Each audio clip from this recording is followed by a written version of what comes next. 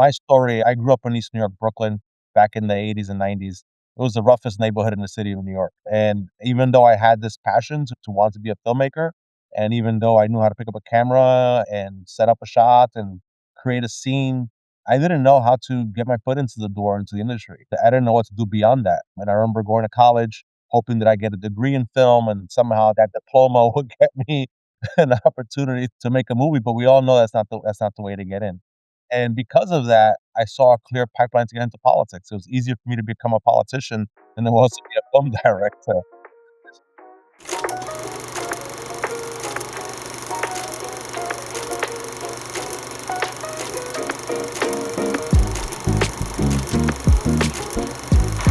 Good day, Commissioner Rafael Espinal of the Mayor's Office of Media and Entertainment. Rafael, how are you on this fine day? It's a beautiful day in New York. It's a little chillier than we'd like, but the sun's out and the vibe's all right, so I can't complain. Absolutely. And I hope the filmmakers are out as well. So I feel like there's two questions to start from. So you served on the city council, you led the freelancers union. Why are you the right person to lead your commission? Let's start there. Yeah, it's a good question. And I think one part that you left out is that I am a filmmaker as well.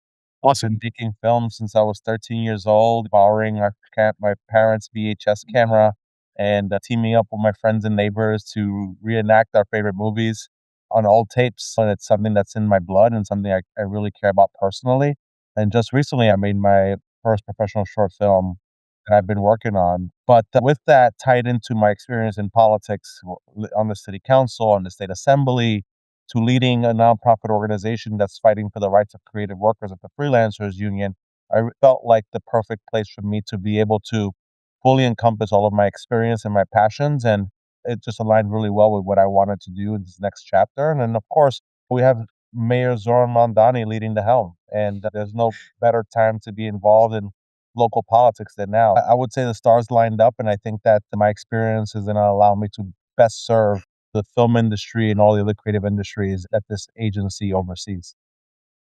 I love that. And I don't want to leave the part about you making a short film behind. That's fantastic. What are your plans with it? So I think one of the things as that most independent filmmakers face is like, what do I do with my short film? Should I make a short? Should I make a feature? Yeah. What are your plans for this film? And if somebody's dying to see it, what are your thoughts on when they'll be able to watch it? To be honest, taking this job complicated those I plans. bet. I uh, bet. but I think, like every filmmaker, we sit at home thinking about how do we get exposure, who's going to help us produce and make our first film. And Right. it dawned on me that there's no Calvary is going to come and Yeah. that's going to magically buy your script or give you $1 million to make your first piece of work. So Right. I put it upon myself to do that. And of course, it was through mentorship and to listen to other people who have gone through the process, which I said to myself, you know what? I guess I have to dig into my own bank account and use my own credit card to like start building my portfolio and show the world that I'm capable of making a film. And hopefully with that, it'll land in the right hands and I'd be able to secure that funding to make my first feature someday. But again, that's on the back burner for now because now I'm taking that experience to understand the challenges that production space here in the city of New York. Everything from permitting to the affordability crisis the city is overseeing. I'm grateful for that opportunity and for that experience, and now it allows me to do my job a lot better. I think that'll be very relatable to a lot of filmmakers. So the second part of this is so I asked a few people in New York, filmmakers, before our conversation, what do you want me to ask him? And they were like, what does the commission do for me? So, like for independent filmmakers, they may not have interacted with the commission, they may not even have heard of it. So, what's your pitch to an independent filmmaker? Why should they care about the commission? What could the commission do for them to help their career? Yeah, at the ground floor level, we are in charge of providing the street permits for your production, right? So if you're looking to shoot on city streets and in public places, or you're using an extensive setup, you would come through us and we will walk you through the process and ensure that you have everything you need to secure that permit and bring your vision to life, right? I think what I'm most proud of about the team here at the film office is that the folks running the permitting system are actually independent filmmakers themselves, right? And they've Okay. gone through the process, so they're willing to help you navigate all of that to make things possible for you. And second, we work with a lot of nonprofits and organizations to implement programming and workforce training on the ground. So if you're Mm, someone who's first starting out and want to know the ins and outs of being a PA, there's a free PA training program that if when you go through that program, we also place you in the productions that are happening here in the city of New York. And with that, we hope that folks get the experience they need. And of course, if they want to be a below the line worker working behind the scenes, they can do that. But hopefully, if you're looking to network and meet the right people, hopefully that's your first foot into the door of the film world. And then third, of course, we work with folks who try to think about how do we create grants to help right. people make their films. We've had grants for writers in the past. Just recently, we launched a new initiative with this organization called the Moonshot Initiative, Ooh, and we are securing the opportunity for female and gender expansive writers to be able to pitch their TV pilots to this program, and then we will help that writer get in front of the studio execs to be able for them to be able to pitch their pilots to the studios. So it's thinking a lot about how can we continue to create programs in which it opens doors for independent filmmakers and first time filmmakers to be able to realize their dreams. that's a great answer, Rafael. Do you think there's a segment of the population that is just, I'm shooting this run and gun, don't need a permit? What would you say to those people in New York who almost create that sort of is given that's their bragging. It's like they don't Yeah. need permits. What would you say to somebody like that? It's to some degree, they may be right. If you're just Right. using one camera and one person on a sound boom, you can get away with it, right? Like, Yeah. so we actually changed the rules internally to make that Okay. easier for folks, and it's a cool way, especially if that's the feel you're going for and what you're trying to create, right, to do Right. things. But if you wanna ensure that you don't have the NYPD or any other agency come down and shut down your production, the best thing you can do is come to us. We're willing to walk you through the process, and as crazy as your idea might seem, we're Yeah. here to try to help you visualize your crazy ideas. So I encourage you to come to nyc.gov/MOME, and we'll help you do that.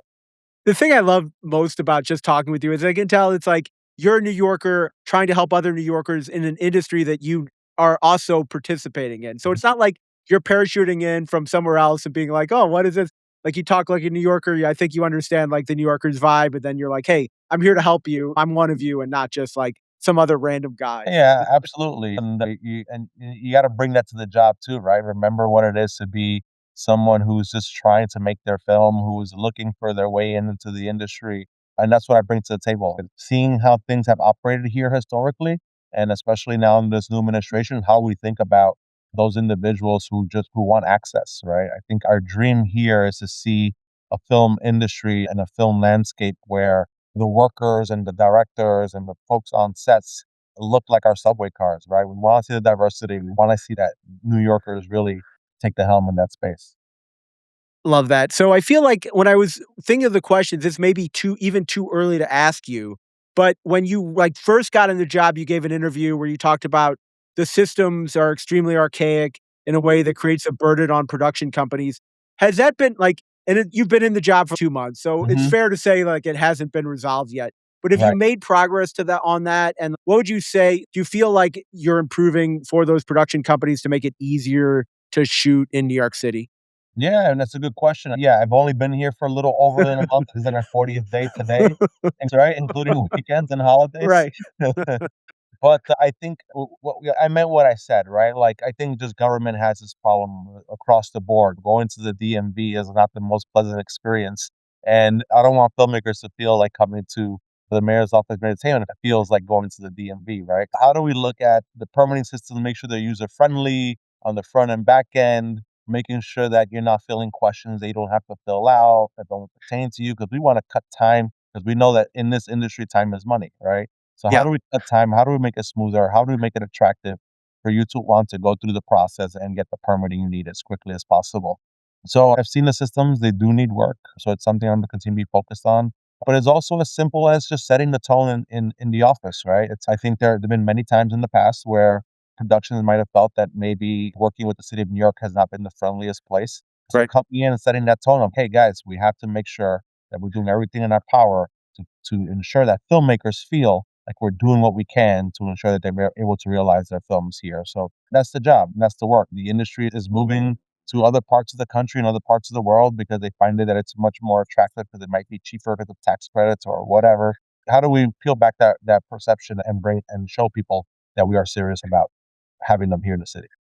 That's awesome, and then maybe just give you another 40 days to, like, ma actually make more room 'cause it's still early, so it's really cool Yeah. that you acknowledge that. So, a little bit ago, you were at Eastern Effects, a 25,000 square foot facility in East New York, and I've talked with a few production studios who are like, "Yeah, I've invited him." So you could probably spend every day of those 40 days, like, visiting different studios in New York. So do you feel like we have enough production space in New York? And then AI, like, how do you see that changing the game for production space in the city?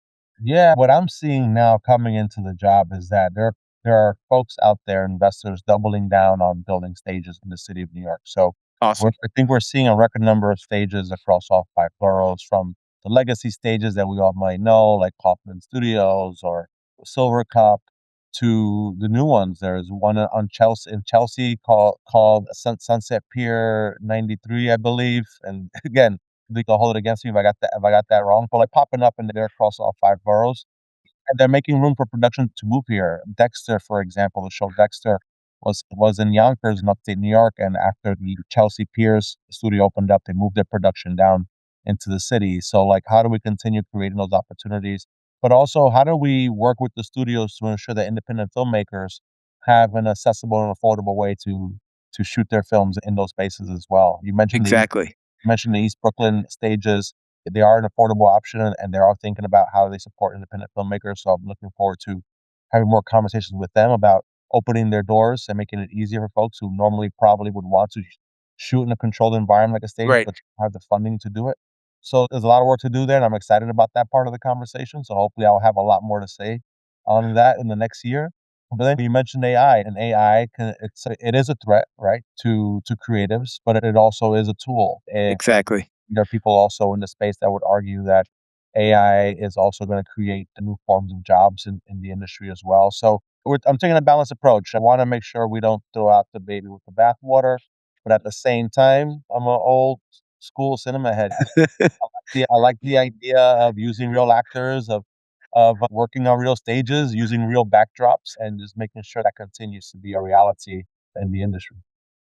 That's so cool. Like I said before, I really believe that somebody listening to this will just feel heartened by your approach to the industry, that they feel like you're one of us. So, one of the mayor's big priorities is childcare, and I think today, as we're recording, he announced some of more of his initiative regarding that and how he's really aiming to bring free childcare, which is going to enable so many people to actually get out there and work in film.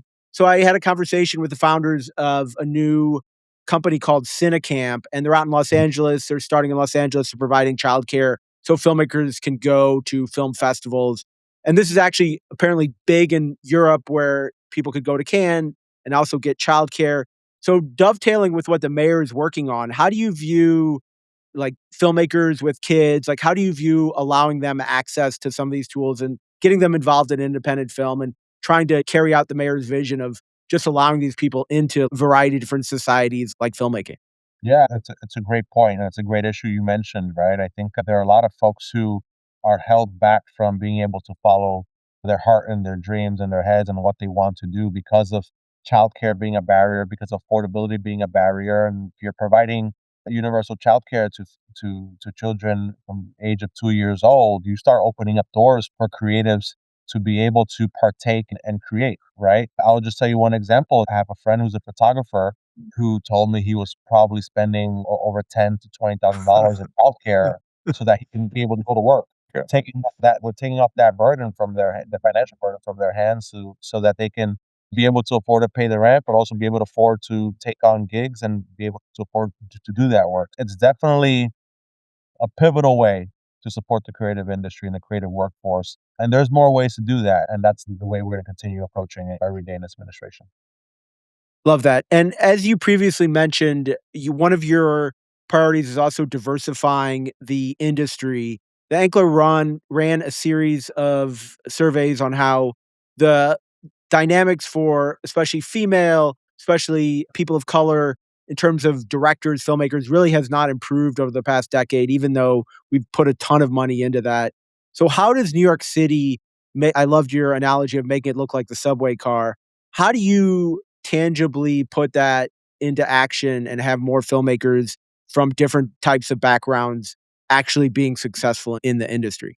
Yeah, it's opening up access. It's working on ensuring you're creating a clear pipeline and pathway as well. You know, Exactly. my story, I grew up in East New York, Brooklyn, back in the 80s and 90s.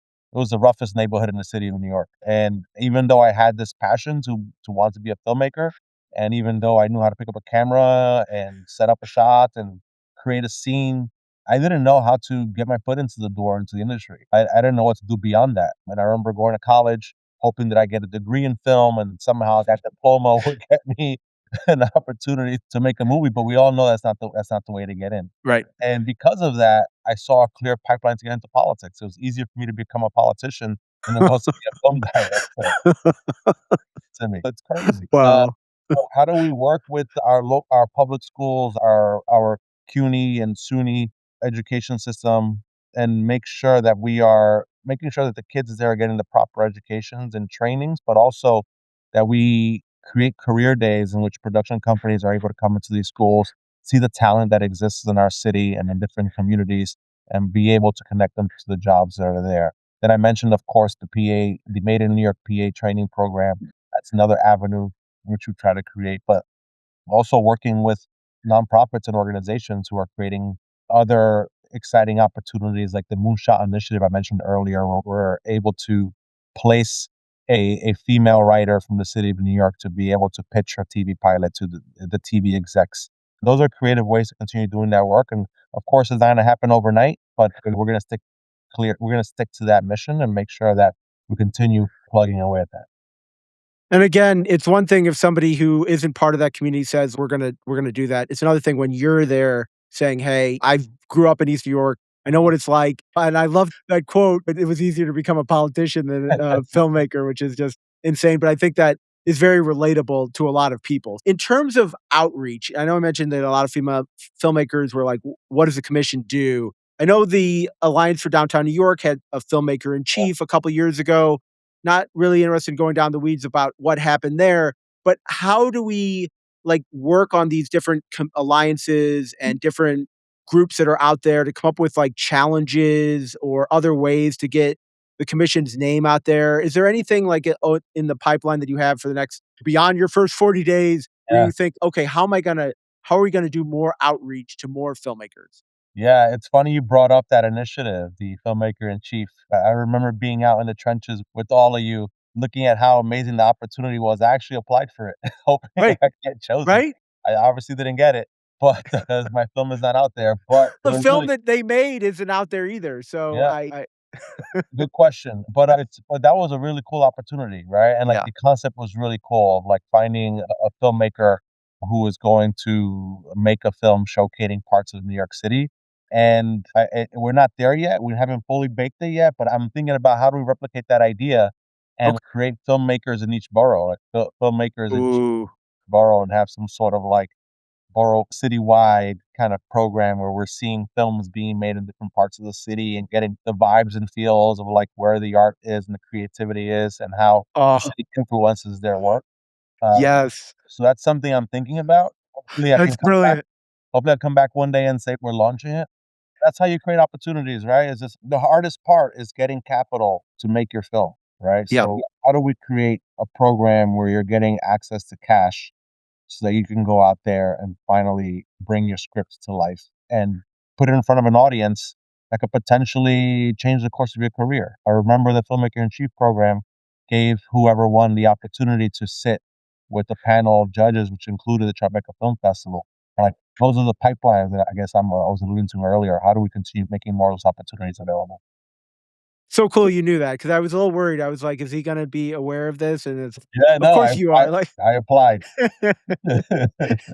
That's awesome, Raphael. So New York City is in a global competition for filmmakers. I know this is probably also very important to the mayor because he has a background in filmmaking as well. Yeah. It looks like he's doing a great job of dealing with the federal government and the governor.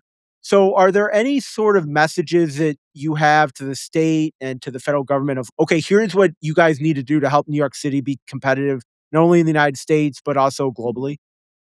Great question. I think that's one of the challenges that the country has, and is that we are losing production and productions are leaving because they feel like the costs of producing a film in Europe or other parts of the world, it's a lot more affordable for them. I think there are real conversations happening right now in DC around creating a federal tax credit, and Okay. hopefully that if that comes into fruition, it will help retain production here in the city, but also make it easier for independent filmmakers to make films as well, right? If there's a tax credit in place, that means you will be able to save. You're cutting costs overall on your overall production, and that would overlap with whatever the state of New York has in place as well. So I think getting I think with if you had the federal government and state government aligned on how they're going to tackle the issues with financing. And Right. then you have the city of New York and you have us thinking about how do we make it easy for you to get your permits and make sure that the agencies are not shutting your productions down in the city or telling you no when you have this crazy idea you want to visualize and bring to life. I think that really is the magic to the sauce, right? It's like making sure all levels of government are working in tandem and working together to make it easy for productions to happen. And I have faith that you and the mayor, you care about the filmmaking industry. So I'm hopeful that you guys will come up with a great plan for it and also be able to communicate that at the state and federal level. 40 days, that's pretty great that you've made all this progress, Raphael. So if we talked in a year or two, what do you hope that you'd be able to say? Obviously, it sounds like a filmmaker in chief program would be Yeah. fantastic, but what are you hoping for if we talk again in a couple years, like for you to be able to say, here's the progress that we made? Yeah, at the end of the day, top line, I would love to say that New York has become the easiest and most affordable place to make a movie. I think that'll be the biggest win. And not only, yeah, and I guess I say easiest because I remember a time where I would watch movies in the 90s and early 2000s, and you'd see Bruce Willis and Samuel Jackson ride a taxi Right. cab through the middle of Central Park. Or you'll see Tom Cruise running on through an empty Times Square. And I would love to be able to go to the theater and watch a movie where we're seeing like these amazing sets and like these amazing scenes come into life because we were able to make it easy for them to make that possible. Love that so much. So, Raphael, Indie Film Podcast, love supporting other people's projects. You obviously have an expansive knowledge of film. You're quoting just Die Hard 3, just like these random amazing films from New York. Is there a film or filmmaker out there that you wish more people knew about? That's a good question. It's a good question because I love underdog stories. So I really gravitate towards a lot of indie filmmakers or people who started out with really small budgets. I'm a That huge fan, obviously, of Darren Aronofsky, who is Cost Ceilings poster behind me, and hearing stories of folks who came out of neighborhoods like Brooklyn, like Spike Lee and him, and being able to make these huge careers with their stories. I think that's always inspiring to me. I think I was also very inspired recently to learn that Nia DaCosta, who worked on the recent 28 Years Later, she's from New York City, comes from an immigrant family. I would love to see more of her own work. I would love to see her write and direct something that tells a New York story. So I'm keeping an eye if that ever happens. that's a fantastic answer. Raphael, if somebody wants to follow along your story, wants to watch that short film when it comes out, like what's the best way to stay in contact with you?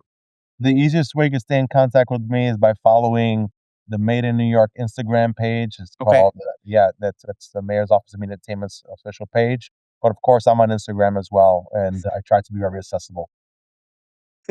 Rafael Espinal, this has been so amazing talking with you about filmmaking in New York City. I feel so happy that we have somebody like you running the department because it's somebody who cares about film, loves independent filmmakers, and I think you go to work every day thinking like, how am I going to make it easier for somebody like me to be in East New York, make their own film? How it's going to be easier for somebody to make a film in New York City, and that sounds like is what drives you every day. And I think that should give a lot of encouragement to people who are setting out in New York City and I want to make a film. I want to become a filmmaker and not a politician. And hopefully, like at the end of the day, after your term, you'll be like, it's easier to become a filmmaker in New York than it is to become a That I politician. love And that. that's I like the love way. that. I love that. So, thank you so much for giving hope to people, giving hope to independent filmmakers, and joining me today on the podcast. Thank you, man. It was a great time. I appreciate it.